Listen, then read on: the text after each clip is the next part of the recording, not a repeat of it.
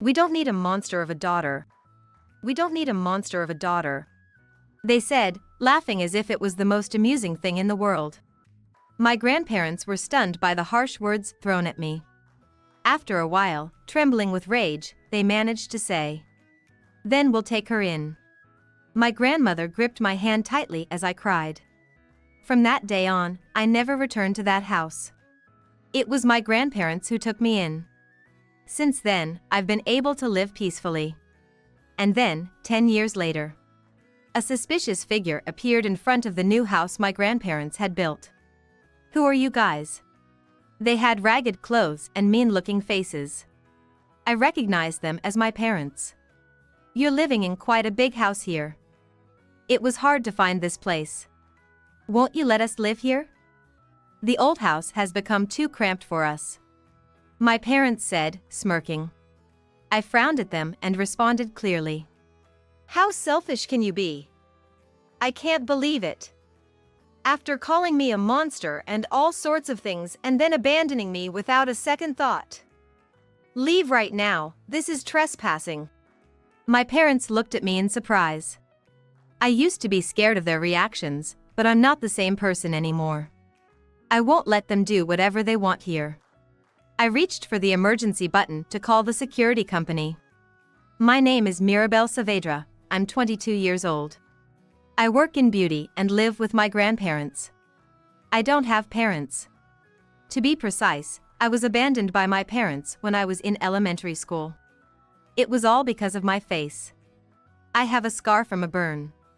The accident left scars from the boiling water. Because of this, my life changed completely. I was called a monster by my parents every day. As a child, all I could do was cry. But now, I realize it wasn't the burn that changed my life. The real tragedy was being born to those parents in the first place. Thinking back, I always seemed to be hungry as a child. We never had much money at home. That was because my dad kept jumping from one job to another, causing trouble at work and quitting soon after. He'd then spend his days idly, gambling on things like slots. During the times my dad was unemployed, my mom would sometimes work at a bar. She was quite beautiful and always bragged about how much she was admired by men. Her favorite saying was that she used to be the top bartender when she was single. But like my dad, she wasn't cut out for work. She'd work a little and then, just like him, quit, and they both would indulge in gambling. Naturally, there was no chance they would take care of a child properly. Our meals consisted of just instant soup or mashed potatoes placed on the table, which I had to prepare by pouring hot water myself. That became a habit from my childhood because there was hardly anything else to eat. And I was always left feeling hungry. The turning point came when I was in 4th grade. One day, I went to the supermarket with my mom. And that's where we bumped into one of her old acquaintances. My mom and this lady chatted for a while, but eventually, the woman looked at me with interest and was surprised. "My goodness, your daughter? She's grown so much and is so cute. She looks just like a model." I still vividly remember the broad smile on my mom's face when she heard that. It seems that comment sparked an idea in her mind. After a discussion with my dad, in no time at all, I was registered at a child model agency. After attending a few auditions, work started coming my way. I did modeling for a small medical store's children's clothing line and local commercials for a local TV station, among other things. When money started coming in, my parents were overjoyed. Our meals went from just instant food to lavish ones, and our old clothes were replaced with brand names. What made me happiest was that my parents started treating me with smiles. Before, they seemed indifferent and uninterested in me, a child, but working changed how they treated me. They became kind. I was much happier about my parents being pleased and feeling happy myself than just being able to eat my fill. My parents were happy and so was I.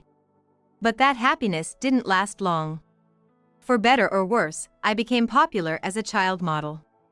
And my parents kept piling on more work for me. Eventually, I couldn't participate in school events because of my schedule. I had no time to do homework and couldn't keep up with my studies. Of course, my body was also tired. But I thought my parents were happy. I pushed my small body to its limits and worked desperately. The work kept increasing day by day. My parents were delighted, but my body was accumulating fatigue.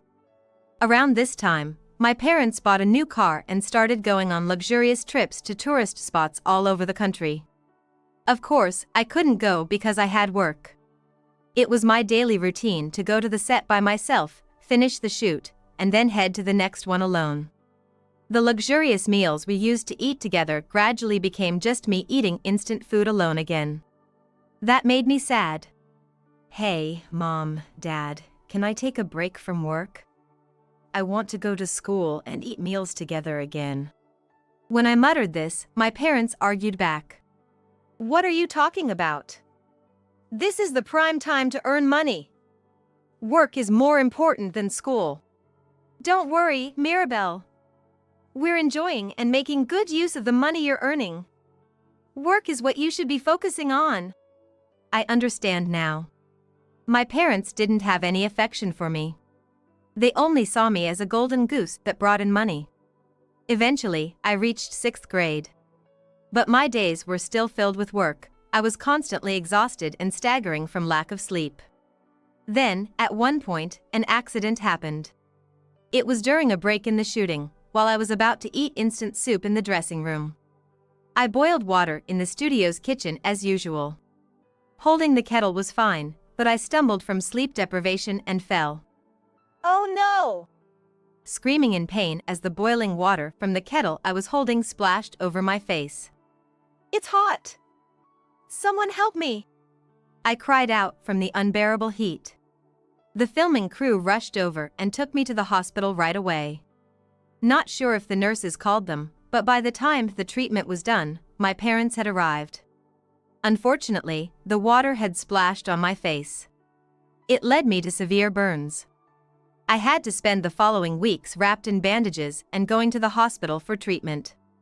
Then, a few weeks later, it was time to remove the bandages. My parents watched anxiously as they were taken off. I was in shock when I saw my reflection. A terrible scar, like a ghastly bruise, had formed. I broke down crying, but my parents were even more shocked than I was. Doctor, this isn't Mirabelle's face. You have to fix her up more beautifully. The doctor sighed. We did everything we could. Any more treatments would only make it a little lighter at best. Hearing this, my parents turned pale. The real nightmare began then. Of course, I had to cancel all my child model gigs. With these scars, there was no way I could continue working in a job that required a certain look. But what hurt me the most wasn't the loss of work, it was my parents' reaction. This was unexpected. And we still have payments left on the new car. Exactly, we had plans for you to work much more, but now with this hideous face. You're of no use. My parents blamed the accident on my carelessness. And became ice cold in their demeanor towards me. I was deemed worthless as a product to them. I couldn't say anything back. It was all my fault for being careless.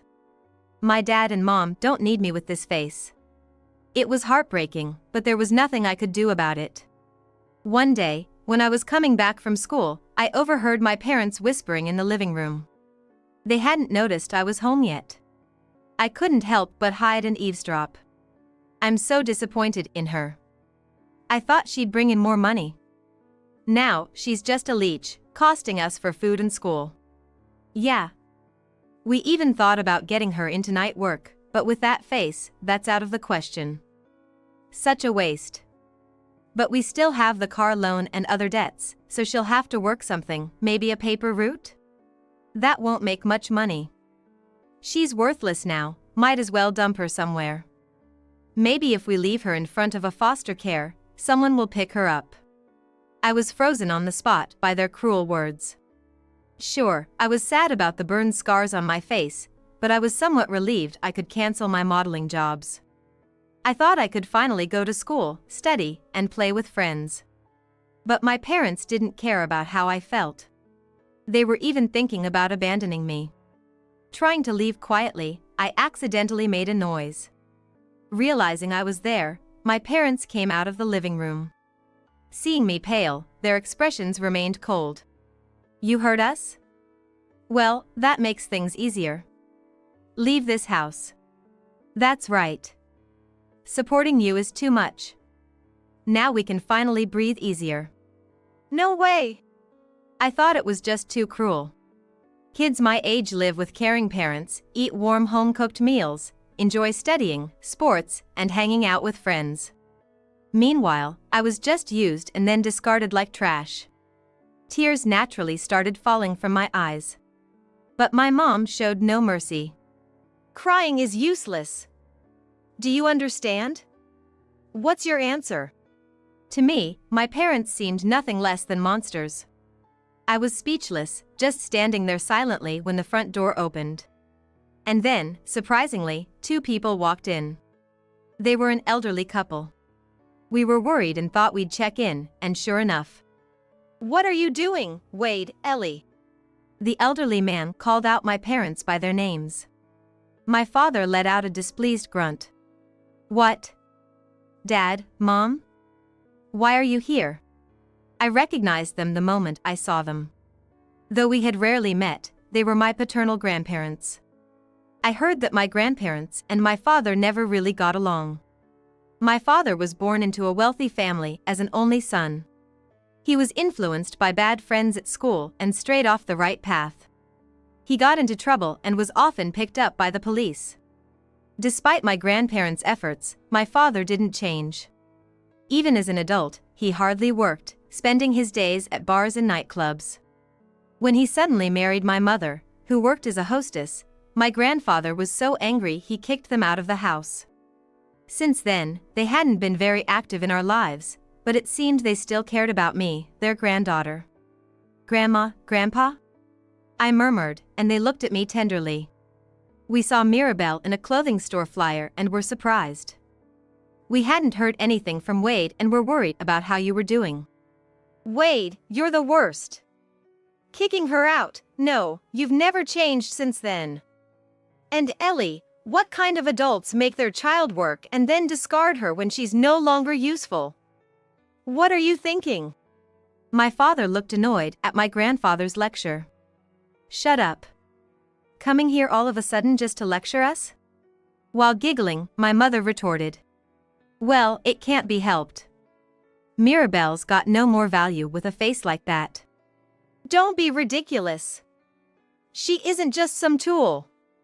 Have you not noticed how skinny she is, and you barely feed her properly? And what about this bruise on her face? Was that an accident? Poor thing. You two are unfit parents. Ganging up on a child with such cruelty. Shame on you."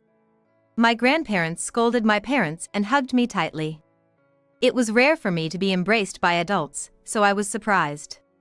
Tears welled up in my eyes at the warmth of their touch. My mother, unfazed, twisted her face and spewed profanities. "If we're unfit parents, then isn't she an unfit child? She's only good for her face. It was her duty to earn money with that face and give it back to us.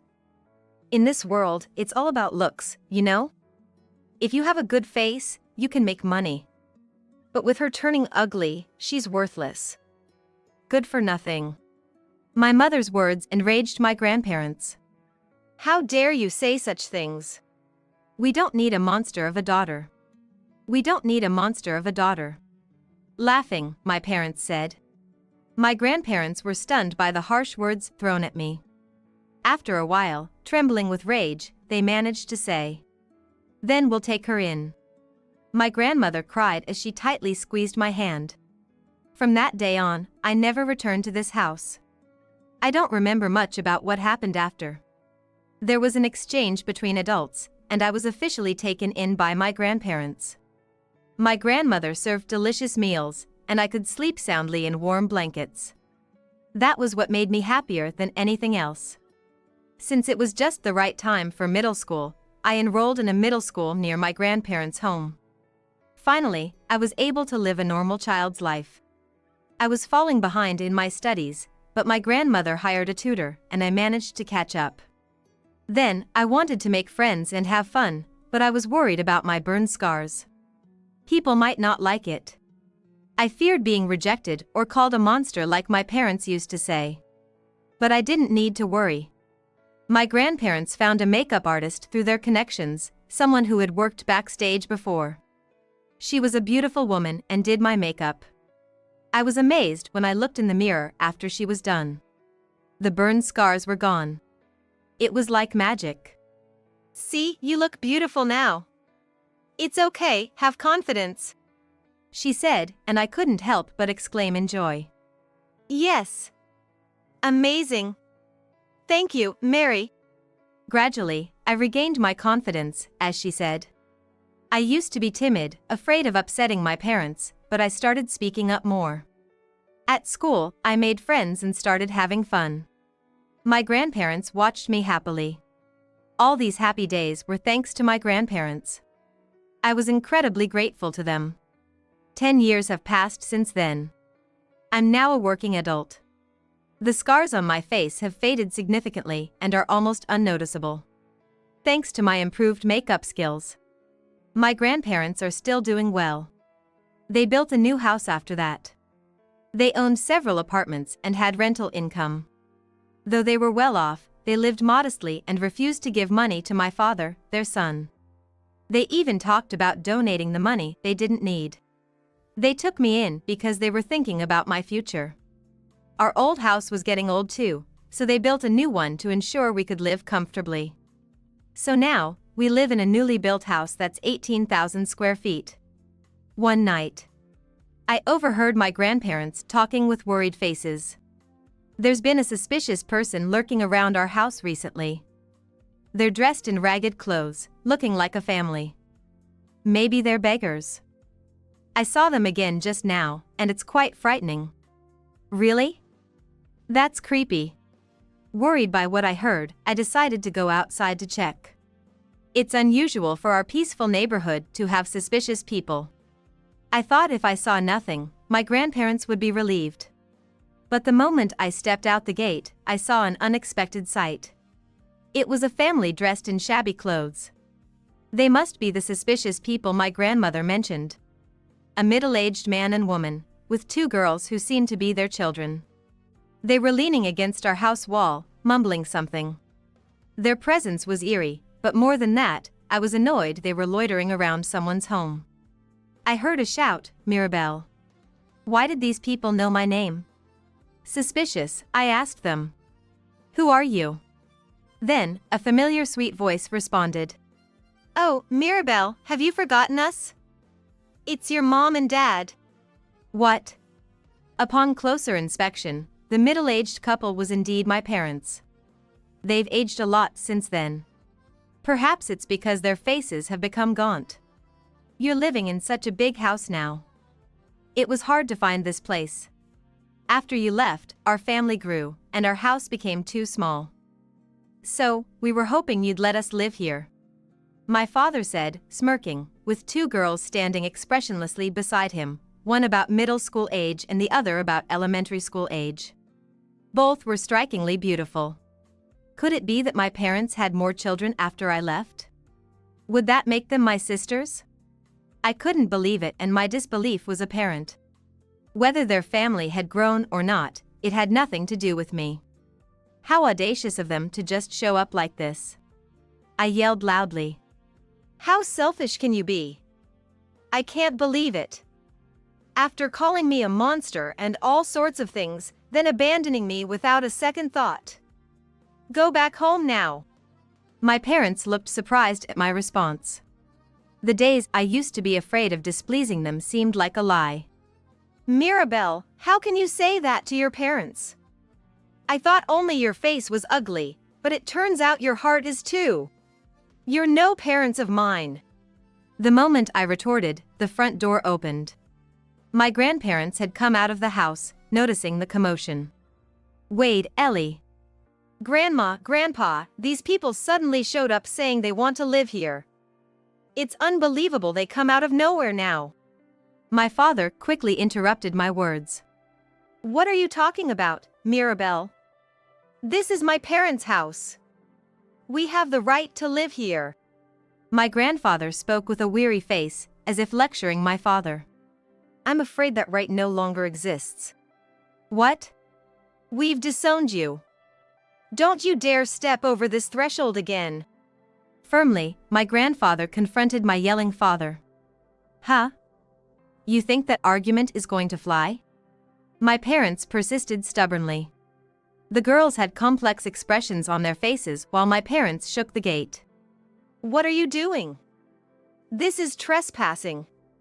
I'm calling the security company, I said, pressing the emergency button for the security company. It was a good decision to have it installed given the size of our new home. Soon, a loud alarm sounded, attracting neighbors and passers-by. My parents turned pale and fled in panic. Mirabelle, are you okay? Really, those two never learn. Yes, I'm fine. But something was on my mind. Those two girls. Did my parents mean they were my sisters when they said the family had grown? They must be suffering under those parents, just like I did. The thought made me feel uneasy. Time passed. Just to be safe, I spoke to the police and asked for patrols around our house. Thanks to that, my parents hadn't come back since. Life returned to its peaceful routine. Then, one day, returning from work, I saw unfamiliar people standing in front of our house. I tensed up for a moment, but then realized they were still children. And these were familiar somehow. Could it be the children from that time? The middle school girl and the elementary school girl who were with my parents. The older girl noticed me and spoke in a small voice. I'm sorry, we have nowhere else to go, so we came here. They were thin and had dark circles under their eyes. What happened? We ran away from that house. What? Please, help us. I was taken aback by the sudden turn of events. For a moment, I wondered if they were my parents' accomplices, but they were still children. I decided to at least listen to what they had to say. For safety, I didn't invite them into the house but took them to a nearby cafe instead. The older girl was Amelia, and the younger one was Lisa. They shared their story about my parents. We were taken from a foster care. So, you're not their biological children? I asked, and they shook their heads. I had been curious about how my parents had been living after I left. Amelia explained that my parents had reluctantly started working, but soon quit and returned to their aimless lifestyle. They then plotted to have another child who could be their new source of income. However, they couldn't have children of their own, and started picking out cute kids from foster care to adopt. My parents had set their sights on Amelia and Lisa because they were beautiful girls. They took them in and made them work as child actors and baby models. You only have your looks going for you, they were told, almost brainwashing them to believe it. But even that didn't work out. Now, they couldn't earn as much as they did before. My parents told me that even with their combined income, they did not make as much as I did in my prime. Plus, they continued to spend lavishly, always struggling financially. That's when they decided to come to this house, my father's childhood home. Initially, they intended to ask for money, but seeing how large the house was, they thought it would be better to just live here. However, after being turned away by me, they had no choice but to flee. The problem was what happened next. My parents aren't the type of people to give up after just one setback.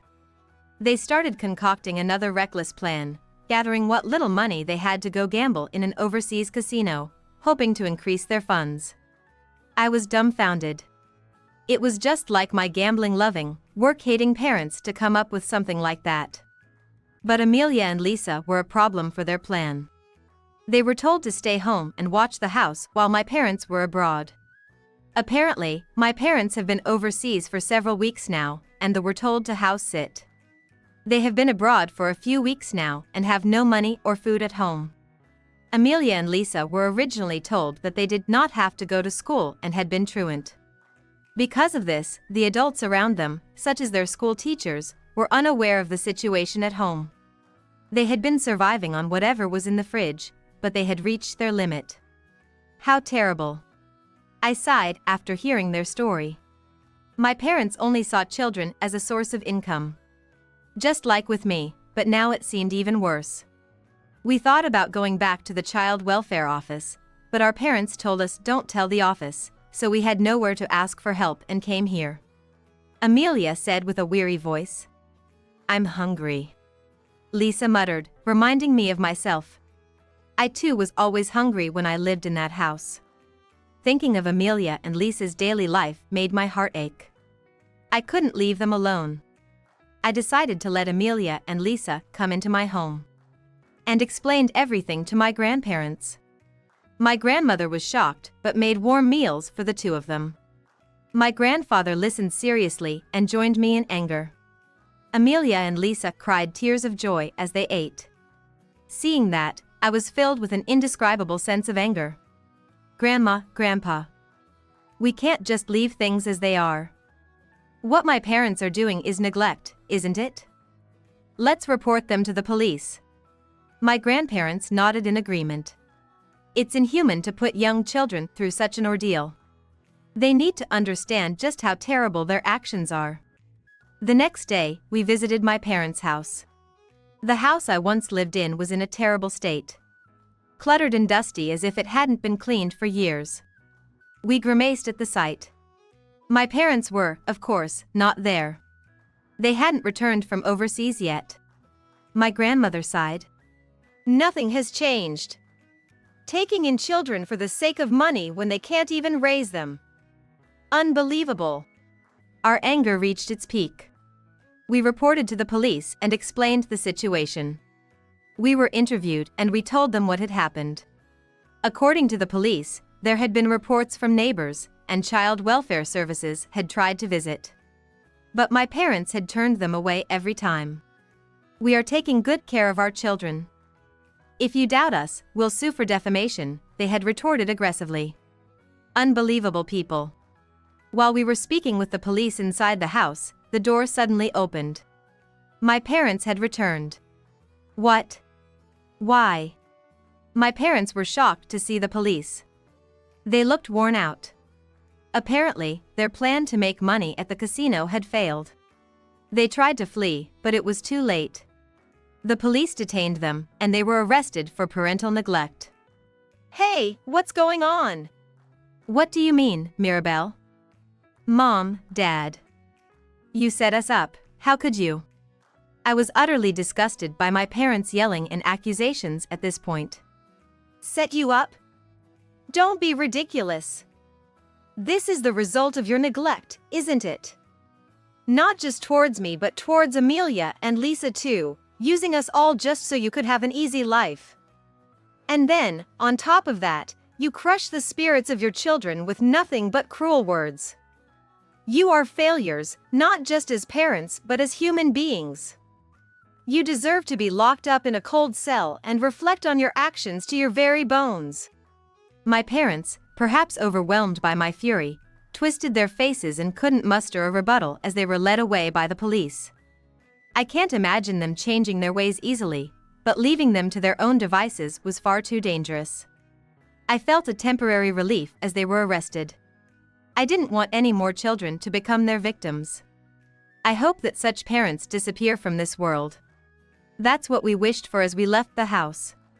Later on, they were sentenced. It turned out to be 5 years in prison. The abuse of the adoption system and their egregious actions led to a relatively long sentence for parental neglect. In court, my parents seemed to apologize to the children. But whether they truly felt remorse was dubious. In prison, they reportedly had quite a defiant attitude. Due to the sensational nature of the news, journalists visited my parents for interviews. One reporter shared that my parents demanded money in exchange for interviews. It led even the journalists astounded by their greed. It made me sick to realize how avaricious they were. It seems people don't change that easily after all. All I can do now is to ensure I never have anything to do with them again. Afterward, Amelia and Lisa were temporarily returned to child services. and they were adopted by a kind foster family. It seems to be going well this time, which is a relief. I had a chance to speak with Amelia and Lisa before they were taken in by their new family. There was something I needed to tell them. You might have heard a lot of terrible things from them, but it's best to forget. What truly matters isn't your appearance, it's your heart. It's important to have compassion for others, to keep looking forward and not give up, no matter what. If you do, someday, someone will surely take notice. Just like my grandparents rescued me from that hellish life. The first time I met Amelia and Lisa, their expressions were gloomy. But now, they're starting to regain the sparkle that's characteristic of children. Their lifestyle had been irregular, so there were some noticeable skin issues, but I taught Amelia and Lisa some basic skincare. Being children, all they needed was some simple moisturizer and lip balm, but it worked wonders. Their already cute faces brightened even more. Amelia and Lisa were surprised when they saw their faces in the mirror. Wow, Mirabelle, you're amazing. Thank you. I smiled, seeing a reflection of my past self in them. I'm a makeup artist by profession. Having my makeup done back then helped me gain confidence. I've always hoped to cheer up kids like them. I want Amelia and Lisa to look forward and walk confidently. I truly wish that from the bottom of my heart. Beside me, my grandfather smiles kindly. Though I wasn't fortunate with my parents, my grandparents have always been there for me. Just thinking about it made me feel happy. I still want to show my gratitude to them. I turn to my smiling grandparents and say, "Please, live a long life." My grandmother laughs and says, "Of course," while my grandfather nods with a smile.